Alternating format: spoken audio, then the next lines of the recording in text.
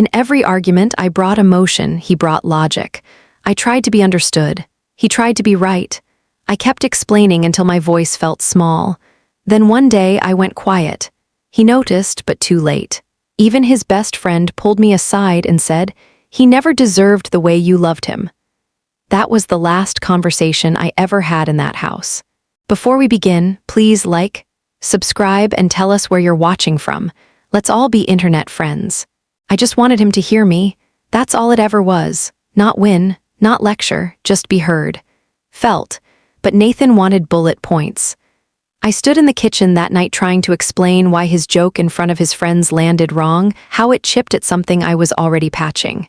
He crossed his arms, leaned on the counter, and said, "Okay, but let's talk about what actually happened, not how it felt." I blinked. It felt like you embarrassed me. He nodded slowly, like I was a child learning math. "That's not what I did, that's what you felt." I inhaled, "Those are connected." "No," he replied, "that's subjective." I laughed not because it was funny, because the more I spoke, the smaller I sounded. The more I tried to say, the less real it became to him. He didn't yell. He dissected, laid out my emotions like they were hypotheses to be disproved. I kept going, voice shaking, trying to meet him halfway. He said, "You're spiraling. Can we just be rational?" And that was it. The conversation ended with me crying. Again, not because I lost the argument, but because I was the only one who thought it was a conversation. He never raised his voice. Not once, never shouted, never slammed a door, never stormed out mid-sentence. He just dismantled. One time I told him I felt dismissed when he scrolled through his phone while I was talking. He looked up, calm as ever, and said, "You're assuming intent. That's a cognitive distortion." I stood there, mouth half open, words dissolving. "You do this a lot," he added. "You assign meaning to things without evidence." I wanted to scream, but screaming would have proved his point, that I was emotional, reactive, illogical. So I shrank instead, sat on the couch beside him and whispered, "It just hurt." He said, "You shouldn't let things hurt so easily." That was his version of support. Not comfort, not accountability. Correction. And I kept reaching for softness in his coldness, like maybe if I could just explain it better, cleaner, tighter, less emotional, he'd finally get it. But he didn't want to get it. He wanted to win, and he was good at it. Because when someone never raises their voice, they make you feel like you're the storm, even when they're the one pulling down the sky. Harper was sick of it. She found me in the bathroom, floor tiles cold, mascara smudged, phone face down on the bath mat. She didn't ask what happened. Just knocked once, opened the door, and said again. I nodded. She leaned against the sink, arms crossed. "What was it this time? You felt something and he told you it wasn't real." I didn't answer. She crouched down, grabbed the towel from the tub ledge, and handed it to me. "You know what this is, right?" "What?" "Emotional starvation. You keep explaining your pain like it's a thesis, hoping he'll give you permission to feel it." I closed my eyes. She wasn't wrong. "He's not confused, Jade. He's just not interested in meeting you where you are." I looked up. "But he says he loves me." Harper didn't flinch. "Then he should know love isn't a debate club." I laughed, cracked and shaky. She softened.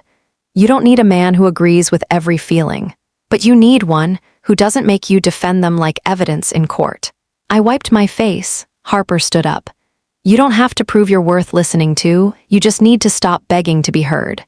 I didn't answer, but something inside me stopped arguing back. I asked him if he loved me. We were lying in bed. The kind of quiet that usually came after a fight, but this time had just settled without provocation. I said it softly, staring at the ceiling. "Do you love me?" He didn't look over, just exhaled through his nose. "Of course I do."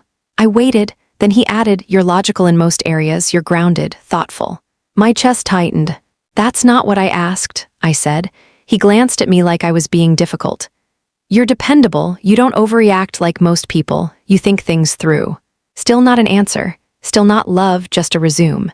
I nodded, turned onto my side. He didn't reach for me. I replayed his words in my head like a voicemail I couldn't delete. Logical, grounded, dependable, I could have been a thermostat. It hit me then, he didn't love me for who I was. He loved me for what I restrained. For how well I tucked emotion under logic, the way he liked it. And the version of me he loved wasn't really me. Aunt Myra sent me a letter, not a text, not an email. A real letter, folded, stamped, sealed in handwriting that hadn't changed since I was a teenager. I hadn't talked to her in months. Inside was one sentence, written in thick black ink. Don't water dead things. That was it, no dear Jade. No love, Myra, just that. I sat on my bed, holding it like it might sting. It didn't. It split something open. Because I knew exactly what she meant. And I knew exactly why she didn't write more. She was the one who taught me it was okay to cry without apologizing. The one who told me feeling wasn't weakness, it was clarity. That when someone makes you feel small for expressing pain, they're not soothing you. They're silencing you. Nathan never yelled, but he silenced me every time he rolled his eyes. Every time he corrected my perspective. Every time he responded to my heart with a counterpoint. I'd been trying to revive something that hadn't grown in months, pouring tenderness into dry soil. Aunt Myra didn't need to tell me to leave. She just reminded me I was still standing in a garden with nothing left to bloom. Claire stayed out of it, always had, said she didn't like taking sides in people's relationships. Said every couple fights, said he's just cerebral. But during brunch, she broke. It was quiet. We were sipping coffee halfway through waffles, the kind of morning where nothing seems wrong unless you know what to look for. I hadn't said much, just stirred my drink. Checked my phone too often. She watched me for a while, then softly, "Are you okay?" I blinked, she added, "Really okay?" And something about the way she said it, not as a challenge, not as a test, but as an invitation, cracked the shell I'd built. I set the mug down, hands trembling. Then it all came out, not loud, not dramatic, just steady. The fight last week. The way he turned everything into analysis.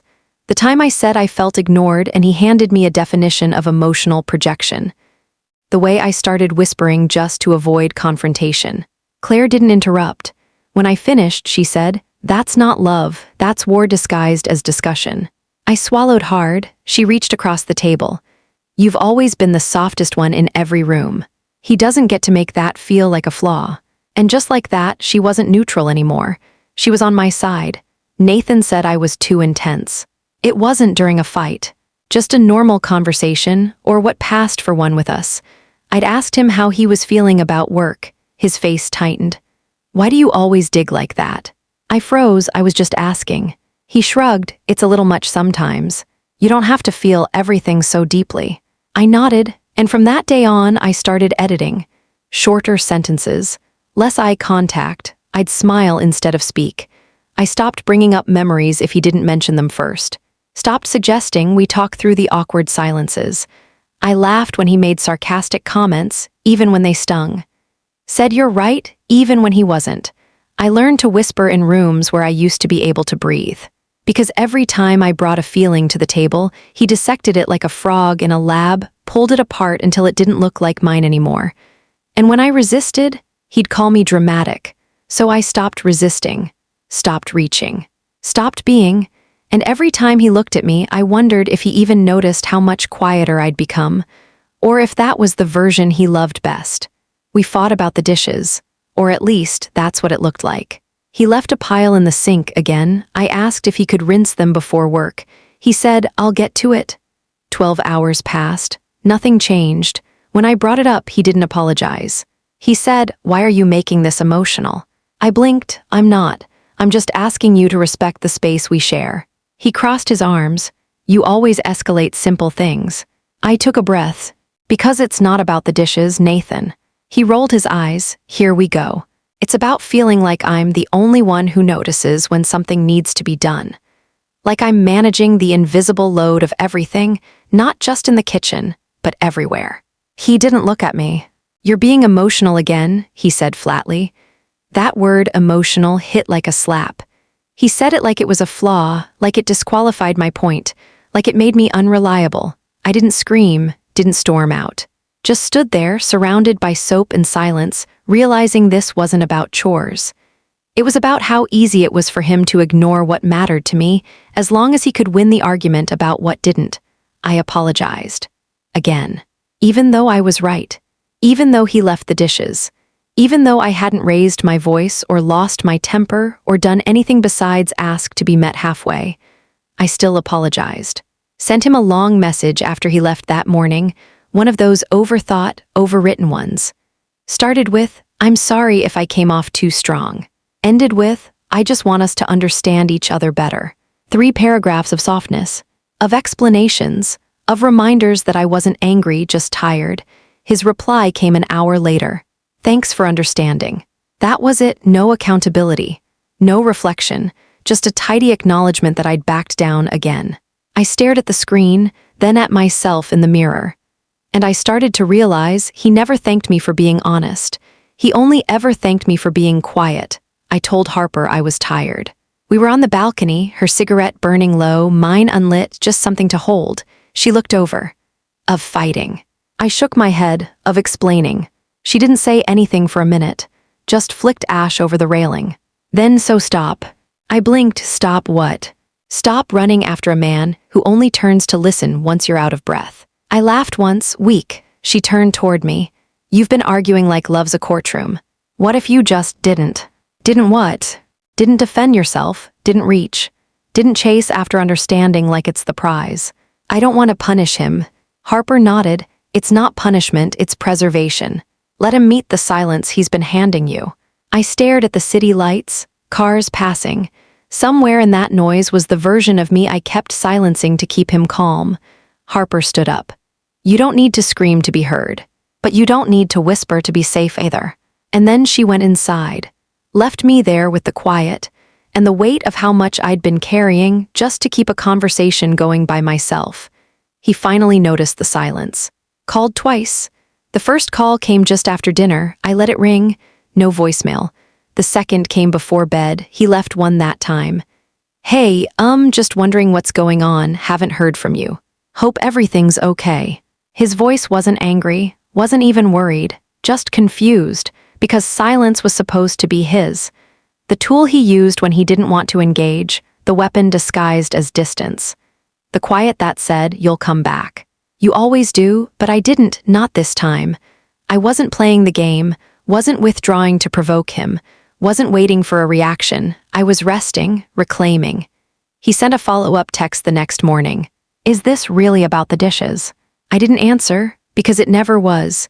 He just hadn't noticed how many fights I'd lost by default because I kept talking. Now I wasn't. And suddenly, he was the one left alone in the echo. "Are you re-" He finally noticed the silence. Called twice. First one rang out. The second I watched ring, then tapped decline without hesitation. A text followed, "Hey, are we good?" Then another. This is starting to feel intentional. It was, but not for the reason he thought. I wasn't angry. I wasn't trying to hurt him. I wasn't hoping he'd spiral and come crawling back with flowers and clarity. I was quiet. Because I'd finally accepted that he never listened when I was loud. So maybe silence would say what words never could. No double text from me this time.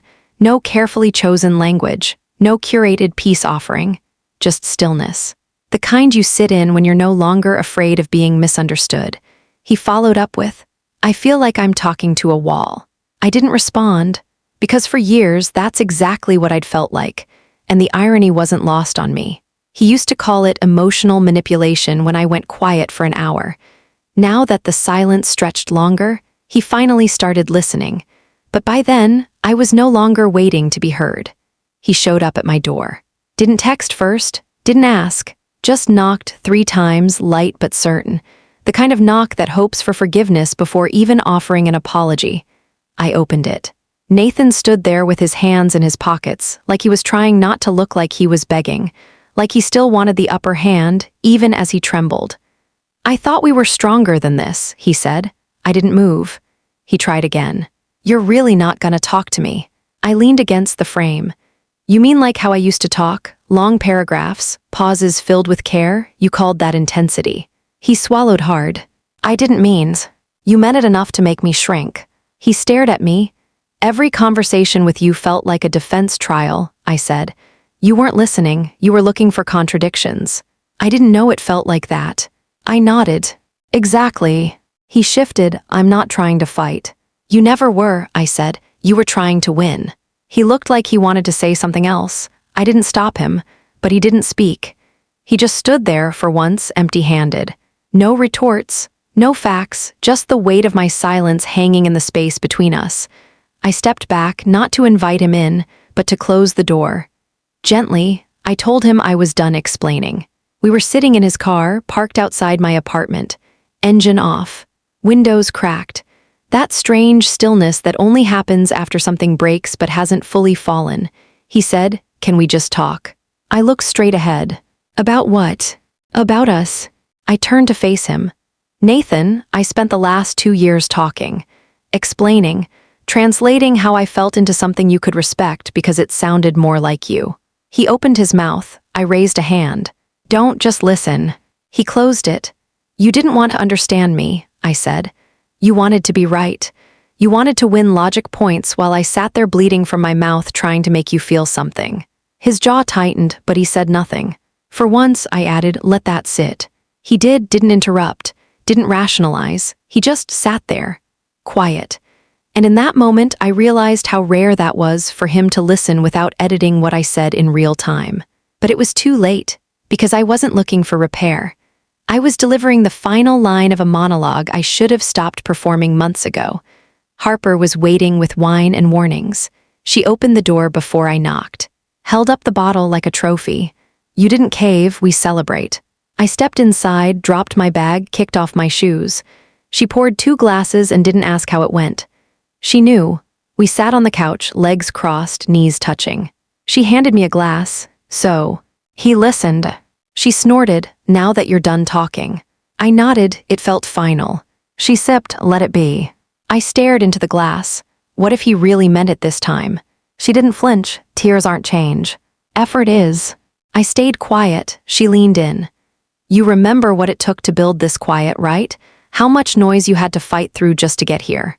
I nodded slowly. Then don't fall for tears, she said. Fall for effort. And only if it's consistent. I looked over at her. She smiled, but it wasn't soft. It was sharp, protective. The kind of love that keeps you standing when your own knees want to give. That night I slept on her couch. No dreams. No buzzing phone. No anxiety under the silence. Just rest. The kind you can only find when your heart's no longer at war. He texted me 3 days later. No grand speech. No manipulation.